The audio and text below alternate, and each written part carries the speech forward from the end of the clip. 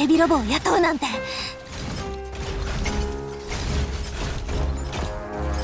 あ、クロリンデ。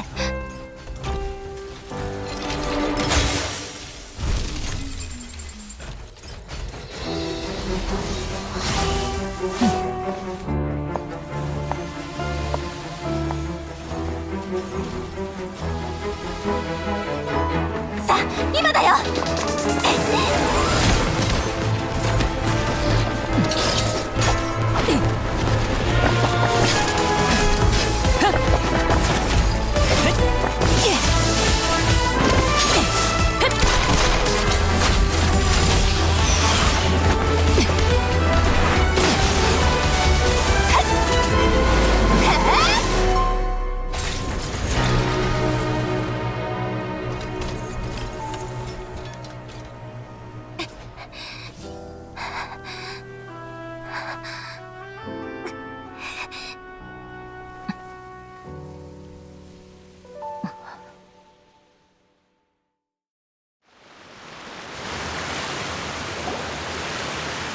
クロリンデ、助けてくれたお礼を言うべきかしら。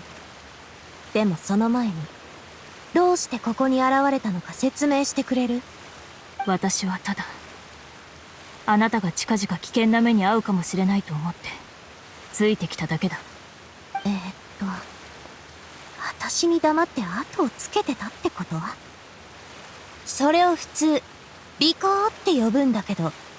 これはカーレスさんの意志だ。あの人を裏切ることはできない。故に、私はあなたを危険から守る。もしあの人がまだ生きていれば、きっとこうしてただろうからな。あんたが、パパのことを語らないで。すみません、お嬢様。私の力が及ばぬばかりに。クロリンデ様、助けていただいたことには感謝を申し上げます。しかし、どうかご自身の立場をわきまえていただきたい。不必要に心の傷をえぐることはお互い好ましいものではないはずです。すまない。私はあなたの気持ちを考えていなかった。もういいから。それで他に何を知ってるの？どうして私が危ないって思ったわけ？私の知っている情報はあなたほど多くはないだろう。だが連続少女失踪事件の黒幕は強大な勢力を持っているはずだ。今日のことできっと狙われることになる。あいつらは前々から私を狙ってたはずよ。むしろ今さら手を出してきたのが不思議なくらい。それでこの警備ロボたちは？これって出立艇の人にしか動かせないと思うけど。先ほどよく見てみたところ、これらの警備ロボには番号がついていなかった。